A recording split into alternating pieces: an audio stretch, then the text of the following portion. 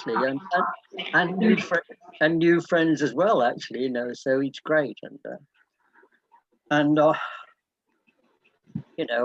been around a long time, actually, but I still live my life one day at a time. And when Chandra read out the daily reflections today, I too read that out this morning, and I thought, sharing among all those people in India tonight, I shall have to remember about the humility, where humility comes from, and everything else, because I've been practicing what to say all day, actually, but it's a waste of time, because unless I write things down today, I soon forget them.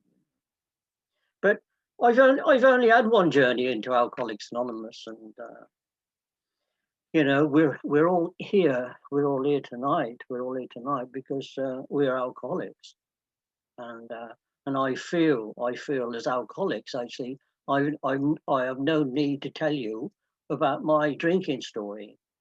My drinking story is no different to yours, actually. I think my first drink, it taught me how to fly. I was 15 at the time, and by the age of 32, it had taken away the sky. So, my drinking story as such, I shared my drinking story when I first came to Alcoholics Anonymous. And then I say today on a regular basis that the day that Terry put the drink down, the God that I didn't believe in put people in my path. And, I asked for help one Sunday afternoon. I was 32 years of age. My wife had left me and taken 3 children. My career was finished. Everybody knew me as a drunk. And for some unknown reason, this Sunday afternoon, I was quite drunk, actually. I'd done my usual stunt. It's my weekend off, so I ended up bought bottles and sat in home drinking. And the thought came to me, do I have to spend the rest of my life in the state that I'm in today? When my wife first left, I thought that's a great idea. Now I can drink without anybody moaning and carry on about how I drink. But I soon began to realise that I miss my family. And this Sunday afternoon, feeling really sorry for myself, actually, I made a phone call to a friend. And this friend was one of my drinking partners, actually. And I told him I was having a party, and he said, "Well, who's at the party? Is Heather and everybody?" And I said, "No, there's just me, but I need company." So he came round and we had a few drinks. And I admitted for the first time to anyone that I couldn't stop drinking. And he said, "Well, we all know what's wrong with Terry. We all know that Terry's an alcoholic, but perhaps this is the time you need to do something about it." And I said, I need help. What do you suggest?" He said, "I think the first thing we should ring your doctor." Well, this doctor that he rang, he was our general practitioner. He used to come and ride out where I worked. I didn't like this fellow because for 2 or 3 years I'd been asking him on a regular basis if I could have a blood test because I didn't feel very well in the mornings. And he said, I don't think there's any reason to take blood test, Terry. He said, "I think if you laid off the red wine and other substances, you might feel better in the morning." So I used to self-medicate. I used to buy some pills. It was called Filosan. And on the label, it said, "Filosan fortifies the over 40s. Well, I was 29 at the time and I wanted some fortify. And so I used to take Filosan. And they also had some stuff with, it had a great deal of iron in it. And it was called Sanatogen wine. So I would drink a bottle of that at the time to replace my iron that I thought I was missing and things like that. And it used to give me dreadful hangovers. And it didn't cure anything. So anyway, this doctor said, "Terry," he said, "you're an alcoholic."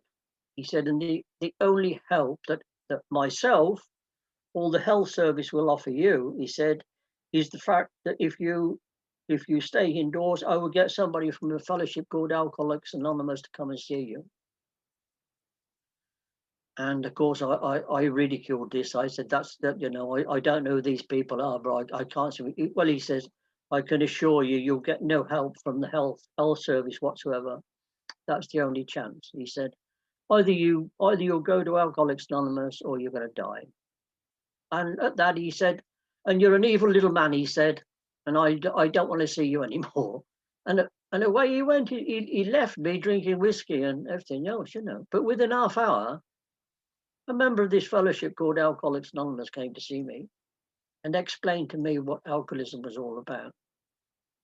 And by the time he left, I knew I was an alcoholic. I knew that my life was unmanageable. And furthermore, I knew from the word go that if I stick with what this fellow has told me, I could get better. So it was the first time in my life that I'd spoken to a real alcoholic. And I shall always be grateful for that day. It was, I think, the 2nd of September, 1972. And the following day, I did a runner. I went to my parents' home because I knew if I stayed on my own, I would drink. So I went to my parents' home. I took this fellow's number who spoke to me the day before. And he said, that's good. You've got somebody to look after you. I will get somebody from the fellowship to come and see you at your parents' house. So I was 12-step twice in 24 hours. Now, how lucky can anybody be? And this same fellow, he told me what the man had told me the night before. If I don't drink a day at a time, I won't get drunk. He asked me a few pertinent questions. Can I stay away from a drink for one day? And I told him I could. And he told me how to put these things into practice. And he said, and we go to regular meetings. So he explained about the meetings and where the meetings were. And he said, there's a meeting tomorrow. I'll pick you up and take you to your first AA meeting tomorrow. I said, no, you won't. I said, I'm not going to AA meetings where people might see me. I'm famous. And he laughed and he said, Terry, he said, I think the word is infamous. It's not famous. You're infamous. Everybody knows that Terry Stringer is a drunk. So the following day, he took me to my first meeting. And I've been coming ever since. I've never been away. So over the next fortnight, living with my parents, this man explained to me what the scrolls were on the wall, what they meant, what this program meant. And he said, he suggested that you start working this program straight away. He said, you know, what do you think? I said, well, from what I can read and what I can understand, I've already done the first step. After talking to another alcoholic, I registered straight away that I was an alcoholic. I knew I was an alcoholic, and the fact that my life was unmanageable, well, I only had to look around at my home. My home was a dump. And I said, my life is completely unmanageable. He said, well, that's step one, Terry. And I know today, people do things differently because Alcoholics Anonymous has moved on over a period of time. But today, I still know myself that step one, unless I can really admit to myself that I'm alcoholic and my life is unmanageable, I'm liable to drink again. So it's a conclusion of my own mind, step one. I'm still today powerless over alcohol. I've been enough meetings and I know about alcohol enough to know that there is no cure for my illness. So step one is the starting point. I admitted I was powerless over alcohol. My life was unmanageable. And then I came to AA. And AA has put me back together, which is easy as that. The second meeting, the third meeting I went to, I heard the word sponsorship mentioned, and I asked Bert to explain to me what does this mean, sponsorship. He said it's somebody you can call 24/7 if you're in trouble.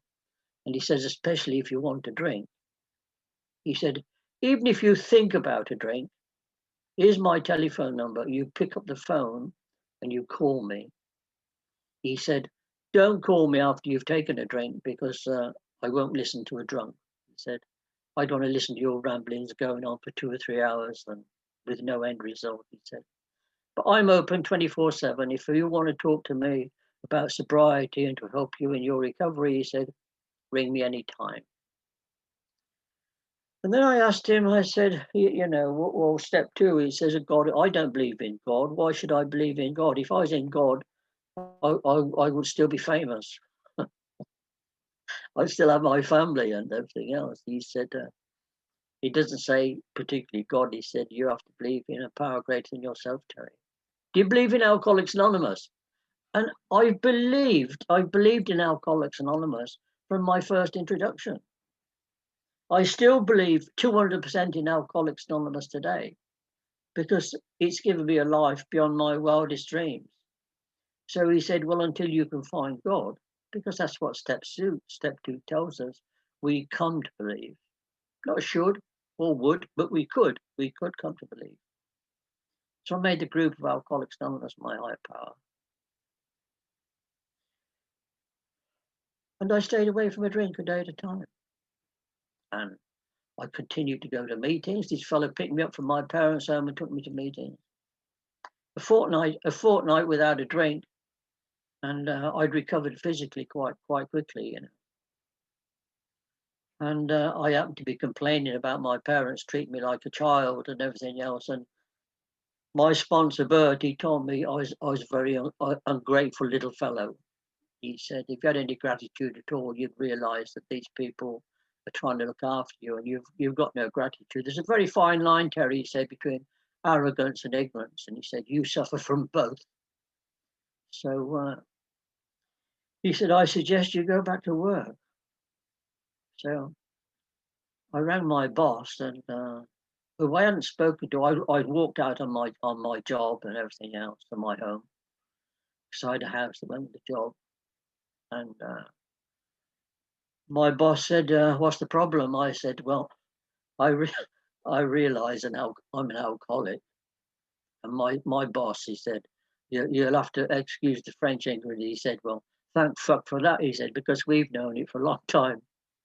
So my boss knew I was an alcoholic, and he said, "So what's the game? What do you want?" I said, "I want to start work again." He said, "Start tomorrow."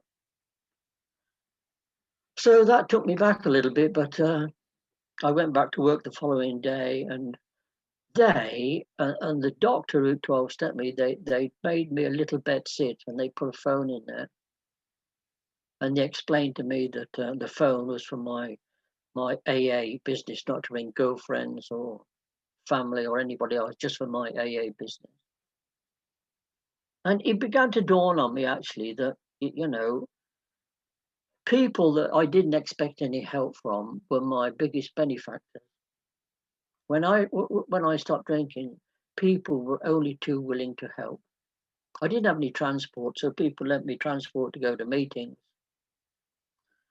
And they didn't ask me where I'd book, why or anything else. I didn't want to tell anybody I was going to AA, but they knew Terry wasn't drinking, and life continued at a pace. And I began to realise that, I wanted to get my wife and family back. And as I say, I saw the scrolls on the wall, and it said, step 9, I had to make amends to the people that I'd harmed. And I said to Bert, come back from a meeting, I ought to go and make amends to my wife. I found out where she's living. He said, I think that might be a bit premature, Terry. He said, you've only been sober 3 weeks. He said, it'd be a bit stupid going to see your wife and things. He said, she's quite an angry lady, and deservedly so. He said, so I should leave your amends to a little bit later. I was such an arrogant bugger. I says, well, there's no time like the present. I said, I'm going to go and see my wife. So he advised I went to an AA meeting, which I did before going to see my wife. And I went to see my wife. I found out where they lived, and we sat and had a chat. And she told me on no uncertain terms she wouldn't be coming back. She, she told me quite honestly that I was a drunk, had always been a drunk, and will always be a drunk. And I could go forth and multiply, go and fuck yourself. She said, we've got a roof above our heads and we can survive without you. And that was quite a big blow to my ego, actually. And they were just building a bypass around the town where she lived. And I seriously looked for a car coming the opposite way. But nothing came the opposite way. And as I'd been instructed, in times of distress and everything else, go find somewhere quiet, toilet or anywhere, get away from people and say the Serenity Prayer until you have a change of mind.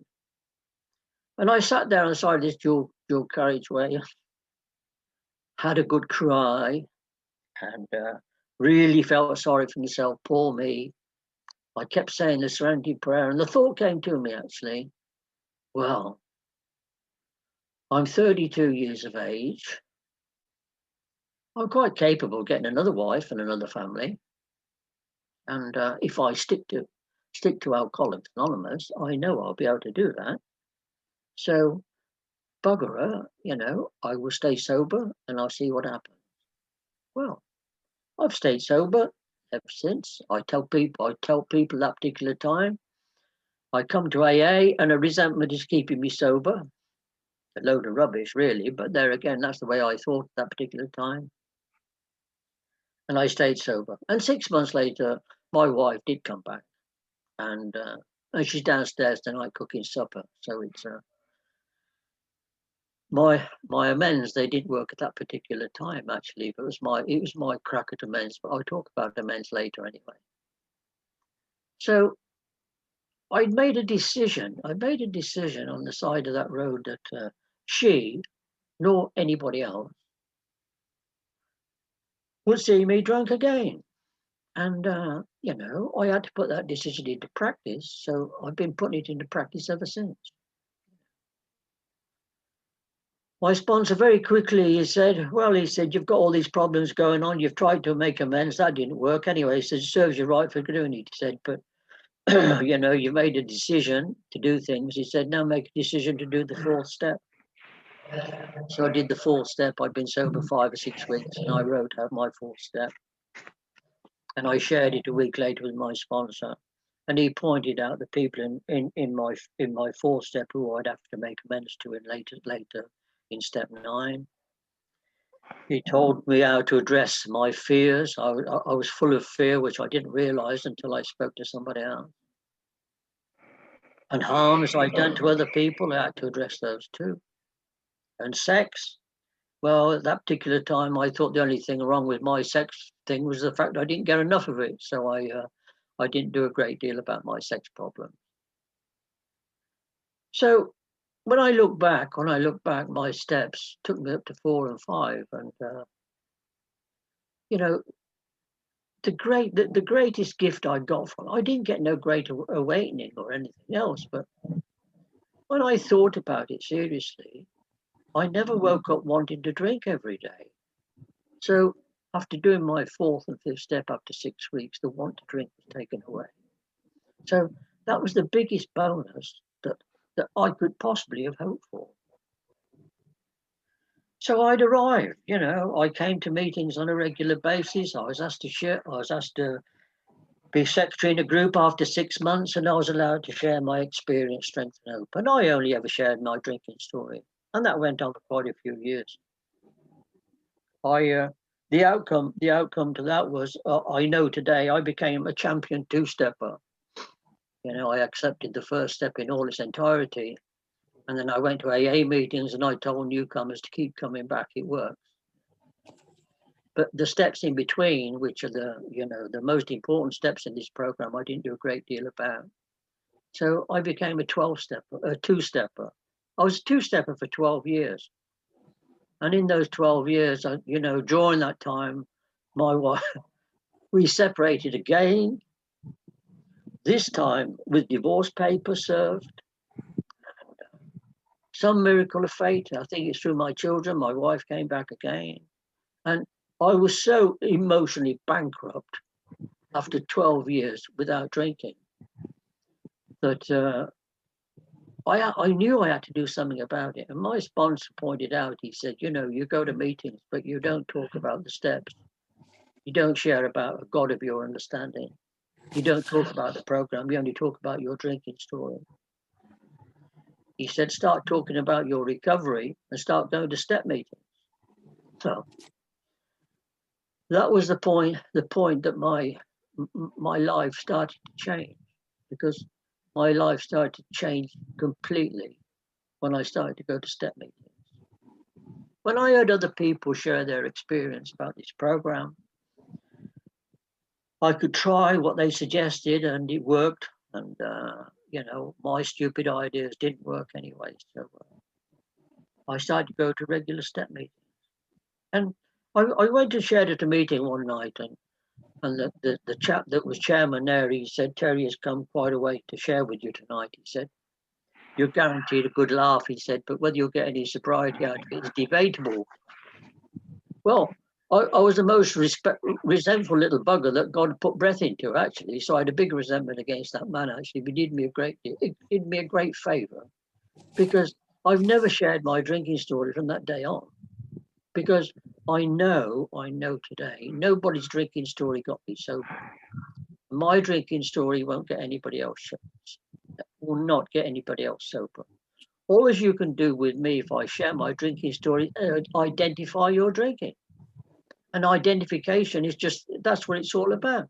I will share my drinking story with a newcomer if I go and 12-step him in his home, or if he's in a meeting, I go and welcome him, make the most of him, take his telephone number and contact him the following day. So I've been coming to meetings, as I say, on a regular basis. Now, I only go to step meetings and big book studies. And the reason why is because every time I go to a step meeting or a big book study, I hear pearls of wisdom from somebody else who looks at the program a different way to the way Terry looks at it. And I take on board what they say. And I know the God of my understanding today changes the script in those steps. Every time I read a step, I can find something different in it. Even today, it changes.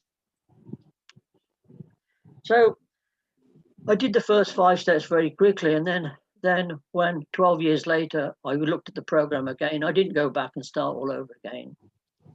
I knew I was still powerless over alcohol, my life was unmanageable, so where do I go from there?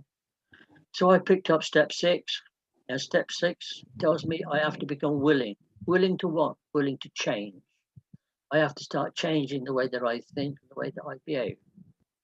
Step 7,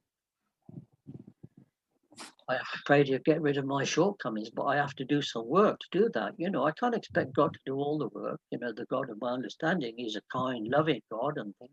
And he expects me to put in a bit of footwork to get results. So I have to start training my mind to think differently and act differently and treat people with a little bit more respect. And then I come to step 8, and step 8 asks me to write a list of all the people. We're only asked to write 2 lists. We're asked to write a list in step 4, and we're asked to write a list in step 8. And by this time, my children were teenagers, and they'd had to grow up through their early teen years and things, with a father who suffered from untreated alcoholism. And I didn't drink, actually, but I wasn't a very nice character. So when it come to making a list, I put my parents back on the list. I certainly put my children on the list. And my wife, well, she was still on the list, because I hadn't gone back and tried to make another amends to my wife, but she was still on the list. And I made this long list of people that I'd harmed, not the ones I thought I'd harmed. My resentments from my step 4 came along. So I had this list put into practice in step 9. And I can honestly say today that God allowed me the time and the occasion to make amends to all the people that I'd harmed. My parents were older. My sorries in the early days had turned then into a different thing. I had to start looking after my parents in their old age, which I was able to do. My children, God presented me occasions where it was only right for me to talk about my alcoholism and to make amends for the parent that I was in those early days. And I feel the result today is the fact that I have the love and respect of all my children. My parents have gone, but you know, we all died with fond memories of each other. So step 9, I feel I've completed. And my wife, who I've never gone back to and apologise for my bad behaviour, this, that, and everything. No, I treat my wife today, on every day, as I like to be treated myself, and that's with a bit of kindness and consideration, and try to not use bad thoughts or bad words at appropriate times. Which brings us to step 10. I practice step 10 every day of my life. Step 10 tells me I continue to take inventory. When I'm wrong, promptly admit it. Now, I can do that on a daily basis if my head is in a good spiritual condition. So that's what I do every day. I think about my, you know, how I'm behaving. If I'm behaving, I correct the way that I'm doing things, and it gives me good days and better days. A good day for Terry is a day that I don't pick up a drink, and a better day is if I don't upset somebody else. And the most important step of the lot for me is the 11th step. I practice step 11 on a daily basis, and I've been doing ever since I entered back into the program of recovery. I didn't get there easily, actually. Chandra Mohan spoke earlier about, you know, step meetings and things. I started a step meeting in Marlborough. You know, it might sound very, very selfish to some, actually, but if there's not a step meeting available, and I live by this program, I start a step meeting because I need to continuously work these steps. They're never done. You know, when I hear people say I've done the steps, I say, oh, very lucky, very lucky. I'm still working the steps on a daily basis. So the fellow came into our meeting, and he shared on step 11, and he told me what he did. He said he gets the big book every day, and he turns to a page where it says the 11th step, he said, and he tells me what to do when I go to bed in the evening. If I've got a resentment, I can address it in the morning when I say my prayers and do my meditation. And I listened to this fellow, and I got more angry the more I listened to him. Actually, I thought, I don't have time to do that. You know, I'm still a working man. I start work at 6 o'clock in the morning. And I told him this after the meeting. I said, I don't know. You don't go to work, actually. If you had a proper job like I have, and that, you wouldn't have time to do all that rubbish. He said, you're ignorant little man, Terry. He said, why don't you set your clock an hour early in the morning? Try it. Well, I was so mad when I got home. I rang my sponsor and explained what had gone on at the meeting, and my sponsor laughed at me. By this time, I had a new sponsor. He said, well, are you going to do that?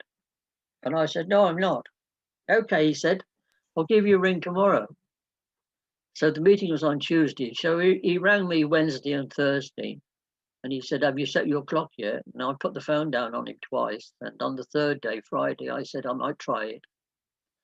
So I set my clock on Friday night for 5 o'clock to get up an hour early to put into practice what this fellow suggested. And I've been doing it ever since. Because after a few days, I realized actually that if I get up and dress my head as suggested, I can also address my day. I can approach my day in a different frame of mind that I've been doing all my life. It was a revelation.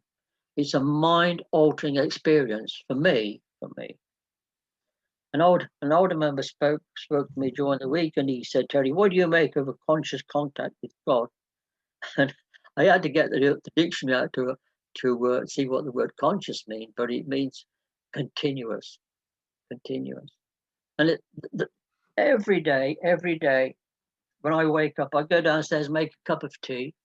I've got 4 little books here. I've got Daily Reflections, as Bill sees it, 24 hours a day, and Stools and Bottles. And I read what the suggested prayer in there is, and the meditation for the day, and it sets me up for a good day. So I have good days and better days. If I go anywhere, those are the first things that I pack in my overnight bag. I wouldn't go anywhere, planes, trains, or anywhere. And I've dressed my head in the most strangest of places, in planes coming back to Kerala. It's wonderful, the God that I believe in, when you see sunset break in, and just amazing. So step 11 is ongoing, and I hope it never ceases. And step 12, it says, having had a spiritual awakening as the result of these steps. Well, it's through these steps that I'm here today, actually. These steps and this program gave me a new life. It gave me the ability to retire at 32. At 62, I mean, sorry. I stopped drinking at 32. I retired at 62, and I came to live in India. I tell people I went backpacking around India, when I retired. But I only did these things, and through a fellowship called Alcoholics Anonymous. I had the pleasure of meeting Chandra Mohan, Alok Dutt, Ingrid, all these wonderful people I met on my travels and things like that, who we talked and we shared our experiences and our hope and our strengths. And that's why I'm here tonight, actually. I think I've just about gone on long enough. This meeting don't go on forever. I could go on forever talking about the joys and the gift of sobriety through Alcoholics Anonymous.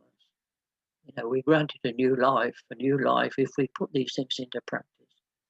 So I try to practice these principles in all my affairs on a daily basis. The God of my understanding has given me a spiritual awakening. And I just love carrying this message to Alcoholics Anonymous, of Alcoholics Anonymous. I wish I could pass it on to members of my family who suffer from alcoholism as well. But I feel I only got this when I was ready to get it, and their time hasn't come yet. So I'm very grateful to be here. I hope I haven't bored you all completely.